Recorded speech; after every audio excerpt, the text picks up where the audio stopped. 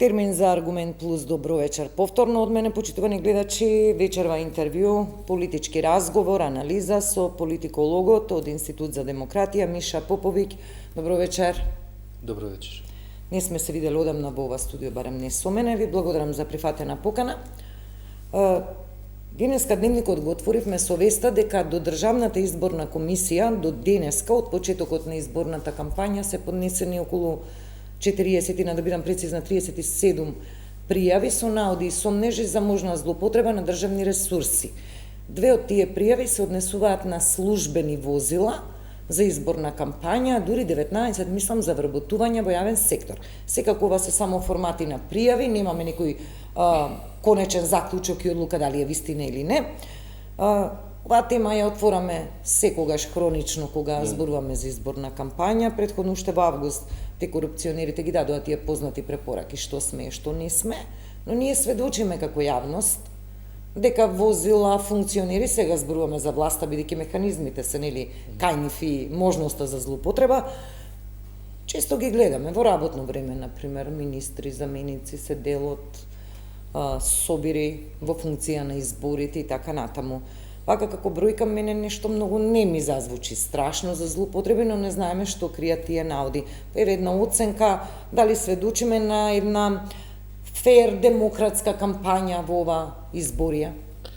Па, идејата на тоа правило е да се раздели партијата од државата, односно оние ресурси кои што се ставени на располагање на државата или на општините, да бидат искористени за тоа, а не за давање на одредена предност, корист на политичката партија или на други актери кои што кружат околу политичките партии. И сега тоа треба да видиме кои ќе бидат оценките на органите кои што одлучуваат кај нас за тоа. Меѓутоа, сметам дека може да се каже дека видовме една чудна ситуација помеѓу двата изборни круга, кога нели се тргна да се чисти Скопје, па беа ангажирани камиони на комунални предпријатија од другите општини во земјата, со кои што се слика одредени кандидати, и за тоа ќе треба, предпоставувам, да се почека на кој начин ќе одлучат антикорупцијска комисија или Државната изборна комисија во однос на тоа. Знаете, имаш еден став од антикорупцијска вчера даден за нас токму на оваа тема. Дел од кандидатите од барањето и поддршката што ја добиваат од останатите општини ја правдаат со тоа што дека биле дели од извршна власт, па можеле да го користат тој инструмент да побарат како функционери на извршна власт помош. Од антикорупцијска малку се изненадив. Нивниот став беше дека точно може тоа да е форма некоја нели на малверзација со државни ресурси, но велат апелираме и препорачуваме да се почитува законот. Сигурно има инструменти со препорака и со апел и со опомена, но сепак сведочиме на вакви ситуации каде што имаме од употреба, злоупотреба на државни ресурси. Велам, ситуацијата конкретно е многу специфична за овој случај јас што го наведов, бидејќи навистина од една страна постои потреба од итна санација и нели тргнување на ѓубрето, а од друга страна имаме нешто што во некои нормални услови би било многу појасно дека е злоупотреба. И сметам дека Државната комисија би требало да каже дека ова не смеело да се случи и дека доколку навистина требало да се промовира таа помош, имало начини како тоа да се направи, дури и имајќи предвид дека нели кандидат е и председател на ЗЕЛС, а ЗЕЛС посредуваше нели во наоѓањето на таа помош, тука да бидат и другите кандидати евентуално во исто време, за да можат нели, ако веќе треба некако да се некој сака да се промовира, на исто место да се промовираат сите, за да нема некој предност, бидејќи идејата на ограничувањето е да нема предност. Со државни ресурси, да не добие некој предност од државни ресурси. Да, јас ова ја акцентирам антикорупцијска, мислам дека за овој сустав ова ќе бидат првите избори што ќе ги мониторираат за овој нов состав, колку што знам? Не, ова се или вторите, ова се втори за овој вторите- состав? За овој состав се За овој нов, така? Да, заради тоа што они веќе има го следеа во 24-та. Овој состав. Како и да е, изборите се тест и за објективноста, нели, на самата државна комисија за спречување на корупција и на другите институции од ланецот одговорни за мониторирање. Поповиќ, сакам да прашам, многу со бројки овде се растуравме, правевме математики, кој изгубил, кој добил, и навистина се важни тие бројки ако ги анализираме компаративно со претходни изборни циклуси. Ај, сакам на она што сега е малку актуелно, каква излезност можеме да очекуваме во недела? Ова прашање не е проблематично ако гледаме легалистички, не е потребен цензус, ке се изберат градоначалници и со еден глас, и со 100, и со 100.000 гласови. Секоја општина што нема добиено во прв круг, ако е се регуларно зборувам од аспект техничка регулација на изборите, ќе си добија градоначалник. Оваа излезност, мислам, во првиот круг беше до 18,30, 46%, Да. ние опериравме до 19,48%, секако под 50%. Каква излезност се очекува и што можеме да прочитаме од оваа, ја велиме, нели, една од најниските историски стапки на одзив на гласачкото тело? Дефинитивно се намалува. Јас би рекол би требало да го гледаме компаративно, бидејќи нели избирачкиот список ги има сите државјани во земјата, а не сите живеат, имаме нели тренд на иселување. И дури природно и да постои истиот ентузијазам за гласање, тој ќе се намалува, меѓутоа се гледа и дефинитивно намалување на ентузијазам за гласање кој што придонесува за намалениот одзив. Во вториот круг генерално мислам дека ќе има помала излезност. Заради тоа што веќе на многу места се одлучени изборите, тоа нели нормално нема да се смета за во бројката на излезност, меѓутоа ако го земеме само како пример Скопје, се очекува помала излезност заради тоа што многу кандидати не трчаат во вториот круг, во многу општини нема да се трча во вториот круг, дури и во Скопје, и не гледам некоја особено голема мотивација онаму каде што ќе се трча, таму каде што да има некое значително вклучување на оние чии што кандидати веќе не се во трката. Можно е да има некои разлики, меѓутоа не гледам дека на кумулативно ниво ќе има поголема излезност отколку во првиот круг. Едноставно тоа е и за очекување и не е нешто чудно да има помала излезност вториот наспроти првиот круг. Но јас мислам, кога ги погледнав бројките на изборите во 2021 локалните, мислам дека вториот круг имаше нешто повисока излезност отколку првиот круг. Овдека мислам дека ја не очекувам, заради тоа што прво СДСМ не се трка во втор круг за градоначалник на Скопје, и мислам дека сега ќе се тестира пропорцијата во рамките на гласачкото тело на левица помеѓу, да кажам, членови, односно по тврдокорни симпатизери и симпатизери, оние кои што кога ќе излезат ќе гласаат за левица, но не се премногу мотивирани да излезат, и сега ќе ја види таа пропорција левица. До сега не имале прилика да ја тестираат. Тоа преку нивниот кандидат за градоначалник на Скопје, за таму да, генерално тоа се гледа обично во ваков тип на трка.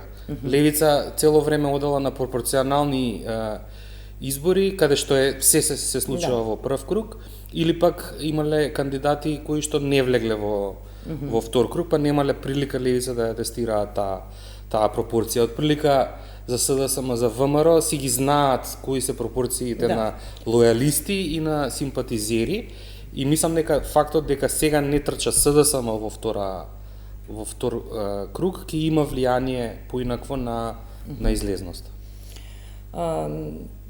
Оваа излезност, пак еве да го заокружиме овој дел околу излезноста, ќе биде важна за легитимитетот. Легалитетот еве не го спориме, за легитимитетот на идниот избран градоначалник на која и да е, нели, општина или на градско. Па да, генерално ако зборуваме за одзивот, тоа е мерило на ентузијазмот за демократија и доврба генерално во политичките партии.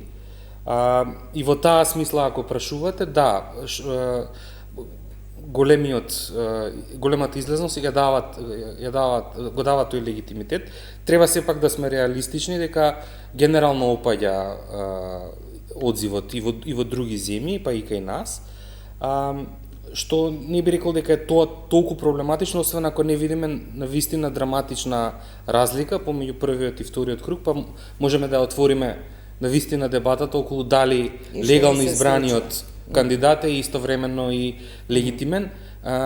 Во моментот 20% од гласачкото тело, да речеме, во Скопје го има првиот кандидат кој што влегува во трката, да речам, што е да, навистина малку и треба да видиме колку ќе надомести во трката и нормално второрангираниот колку ќе надомести за дури ако ги земеме само нивните скорови во првиот круг, колку ќе се стигне до некоја, да речем, идеја дека барем третина од гласачкото тело излегло на гласа.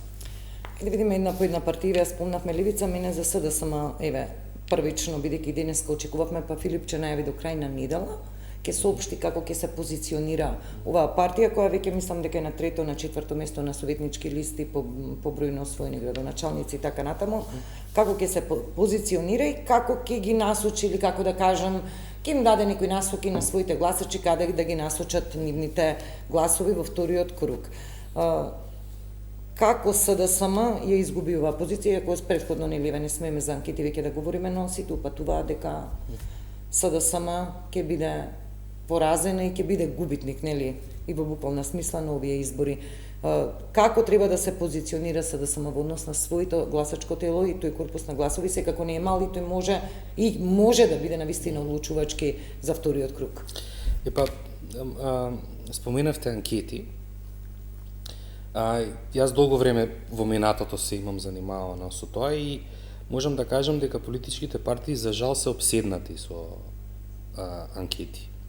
И тоа мерење на рейтинг на некој долг рок ги оддалечува од суштината на нивното постоење во демократијата, а тоа е да најдат начин како да ги застапуваат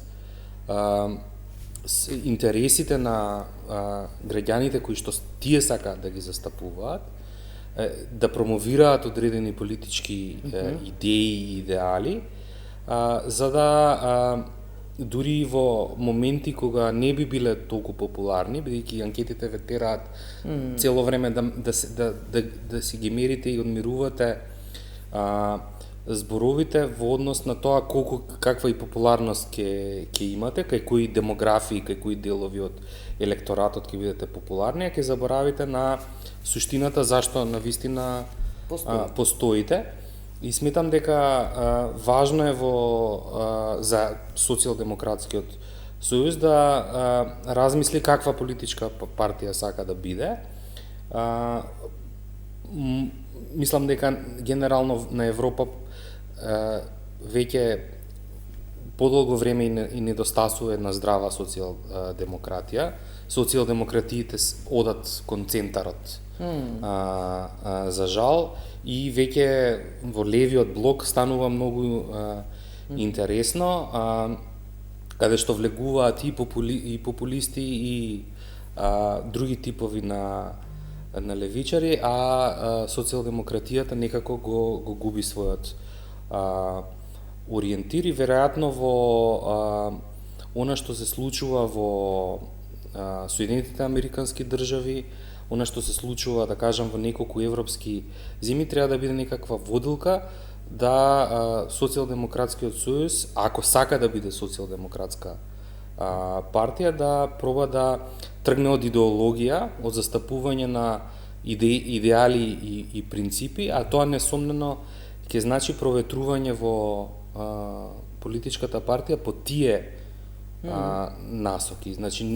веројатно, во овој период не можат толку многу да... Јас, кога би бил, не би се обложувал толку на популарноста на краток рок, туку на градење на едни цврсти темели, што ќе говорат и ќе бидат разбирливи и ќе ги привлекуваат граѓаните кои што и гласачите кои што прво не излегуваат на избори, оние што се незадоволни што можеби уточиште во овие локални избори најдоа во независните кандидати и некои што отидоа во некои други води во овој период. Така што сметам дека тоа би требало да биде на агендата на Социјалдемократскиот сојуз во наредниот период.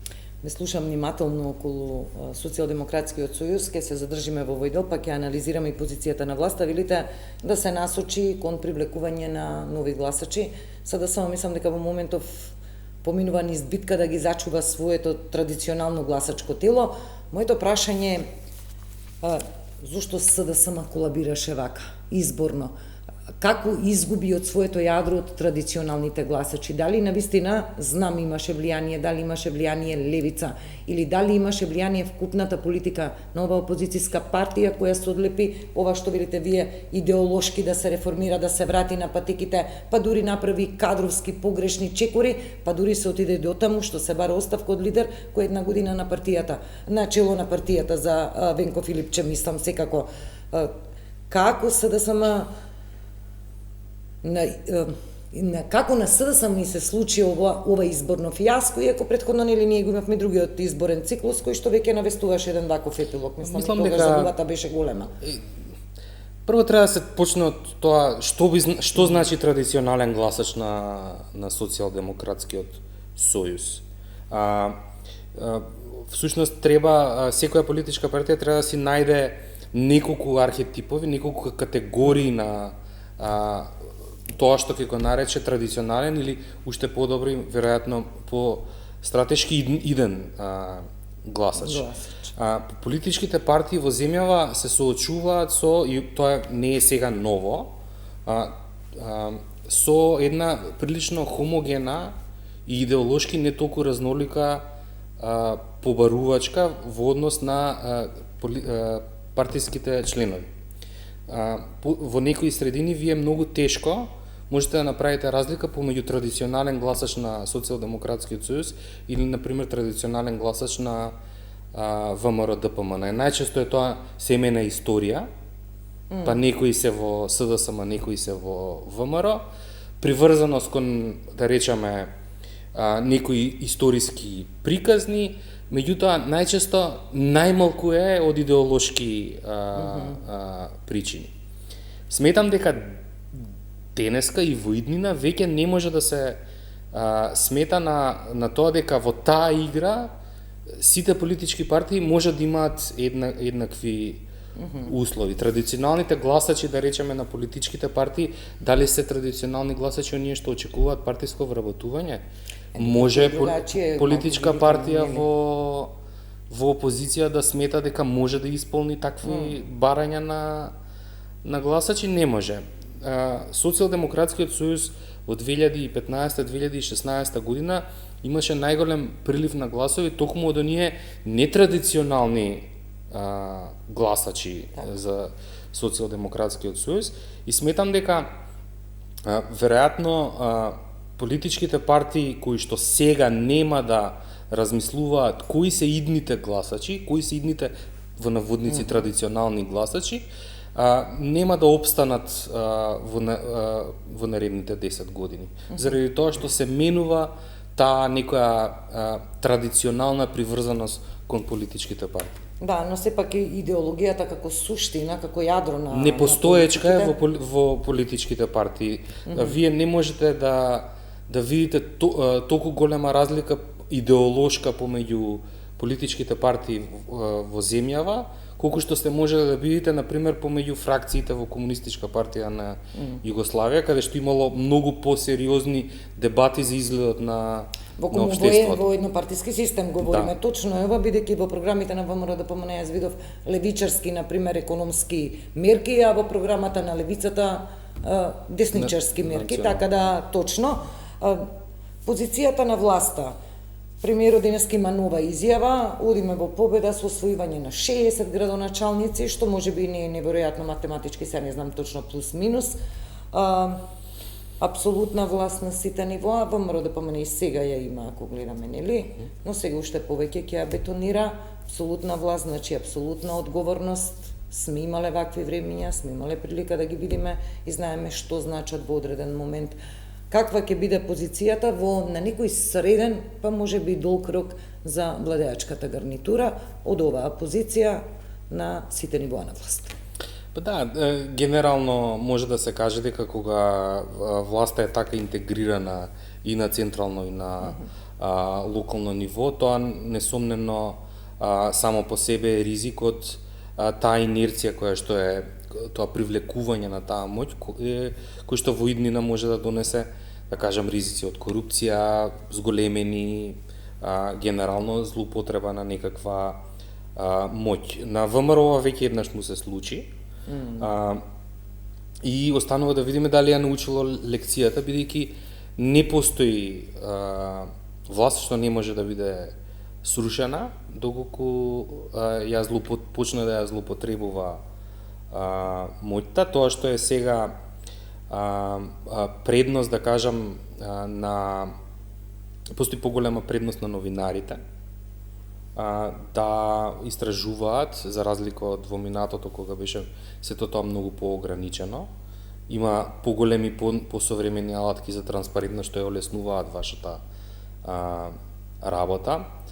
За жал постои помала условеност од, да кажам, Европската унија и патот на земјата кон Европската унија и ова некои контратежи кои што ќе видиме како на краток или на среден рок ќе влијаат. Меѓутоа, иако постои таков ризик, не сум загрижен дека доколку тоа се случи, нема да се организира општеството уште еднаш да сруши некој што навистина ќе земе да ја злоупотребува власт. Поповиќ, верувате ли навистина дека остана една здрава критичка маса во Македонија да живее? Често велам во неформален разговор со колегите, ако има некоја анализа во државава, да ги анализираме структурата на гласачот, оние што излегуваат, па да видиме колку проценти, не знам тоа дали воопшто е можно математички да се изведе и транспарентно, процент на пензионери, процент на невработени, на клиентелисти, во нив сме ги еве и вработени во јавен сектор.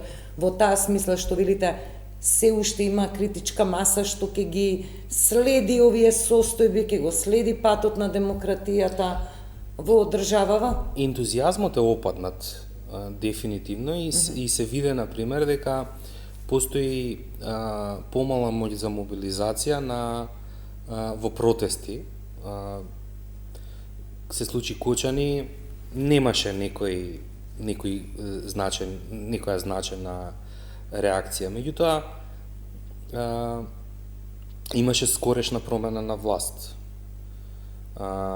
Мислам дека постои можност и особено кога има ако би имало голема злоупотреба, ќе почне полека да се формира, да кажам, критична маса. Тоа се случило, ќе се случи, иако во моментов потенцијалот е многу помал отколку пред 15 години. Секако не преюдицираме никакви протести, сакаме се да е добро, да велам, ако постојат масовни злоупотреби на власт, секоја власт на крајот може да биде срушена. Добро, срушена. Поповиќ, знаете, не е само моментот на злоупотреби. Тука, еве, сакам во дел и албанскиот електорат. Тој очекува од нивните партии, функционери да испорачаат едно од ветувањата, тоа беше европеизација и почеток на преговори со Европската унија за Македонија.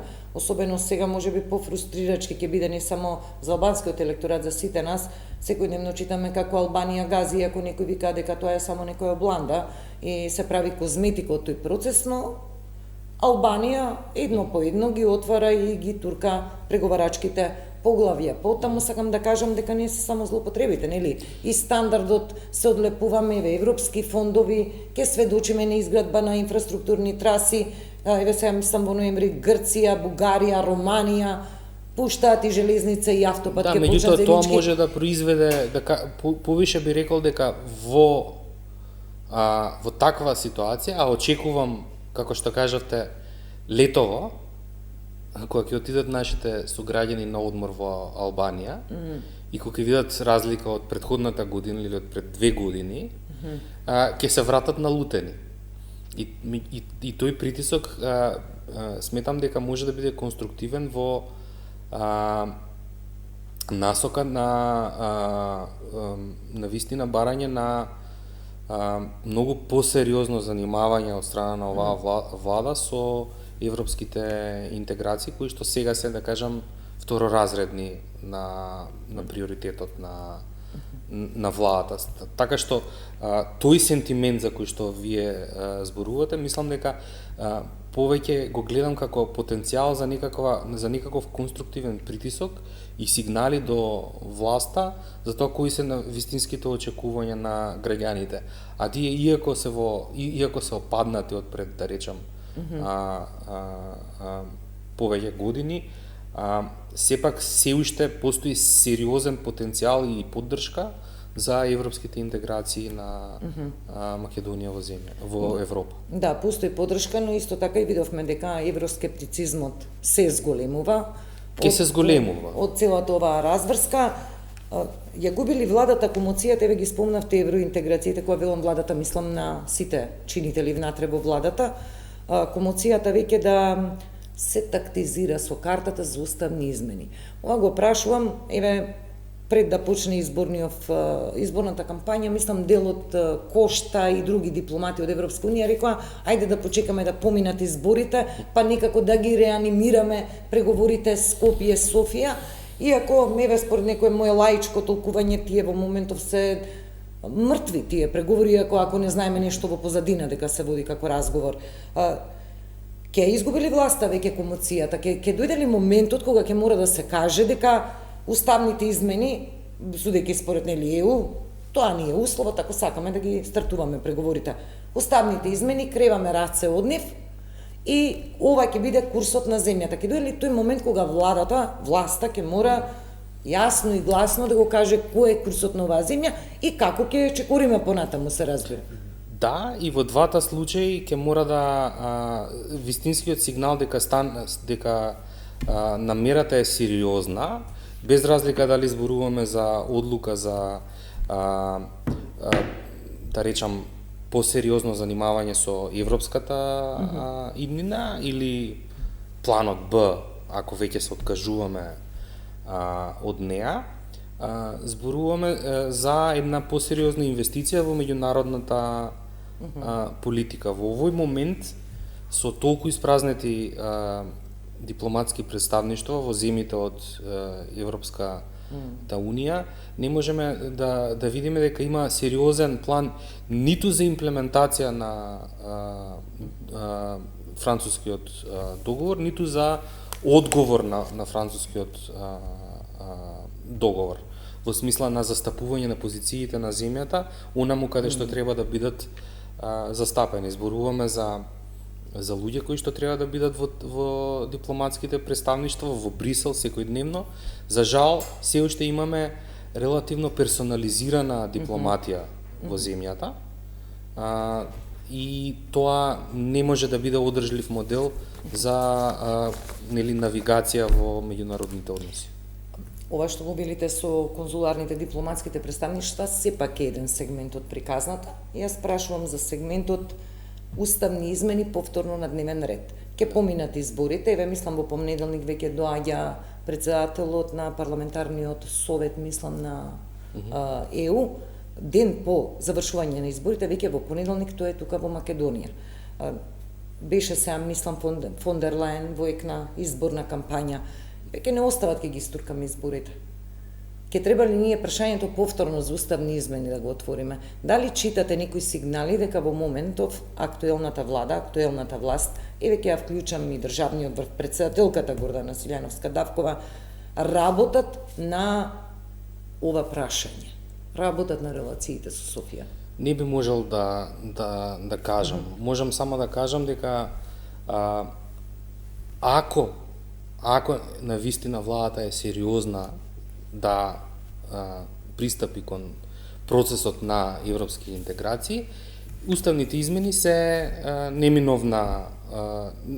неминовен патокас, неминовна точка која што мора да биде. Не можеме да ја скокнеме, тоа е практично бариерата, тоа е. Дали можеме да ја одложиме или не можеме, тоа е прашање на некаква заложба, некаква акција пред се.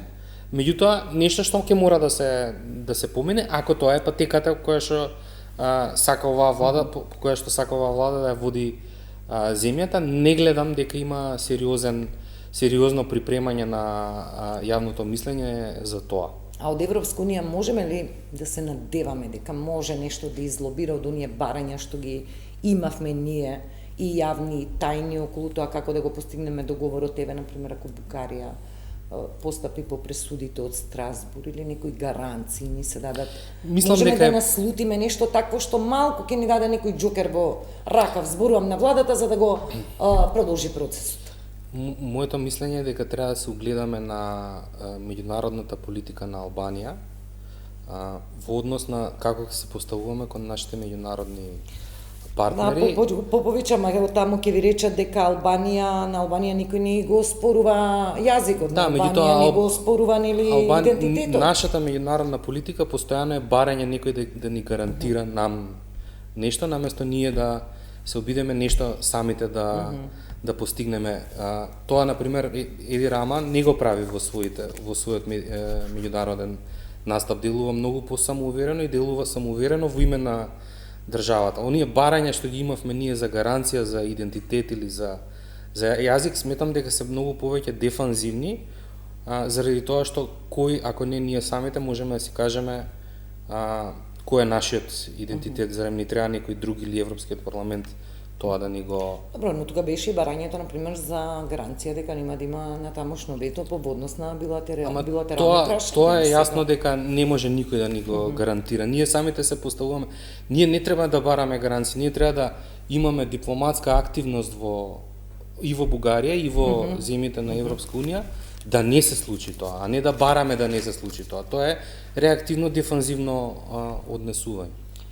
Да, комплексна е оваа тема, само на крајот од разговорот кратко сакам да ве прашам дали по овие изборни резултати за дуи за вреди, черската пресметка и дуел се разбира во метафоричка смисла, ги видовме епилогот, дали по овие изборни резултати и по сегашната констелација што се назира по вториот круг на локалните избори, можеме да кажеме дека владата е рад, предвремени парламентарни избори нема да има, иако новиот буџет што е објавен веќе го третираат како предвесник на парламентарни избори во 2026. Се надевам дека нема да има парламентарни избори, најмногу заради тоа што на Македонија и треба една политика на соработка и компромис помеѓу политичките партии, без разлика дали се во мнозинство или во опозиција во собранието. Сега да речеме пречка е Бадинтеровото мнозинство и сметам дека е баш тоа можност да има еден да речам соопфатен процес на преговарање во носење на закони и политики и сметам дека тоа ќе биде добро за демократијата. Подобро отколку предвремени избори. Предвремени избори, да, пресметував на година и пол не имаме било каков изборен процес, земјата е во процес на избори на секој 1,5 година.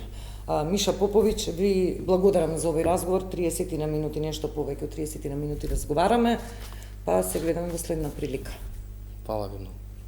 Почитувани, тука завршува Аргумент Плюс и овој информативен појас. Од мене пријатно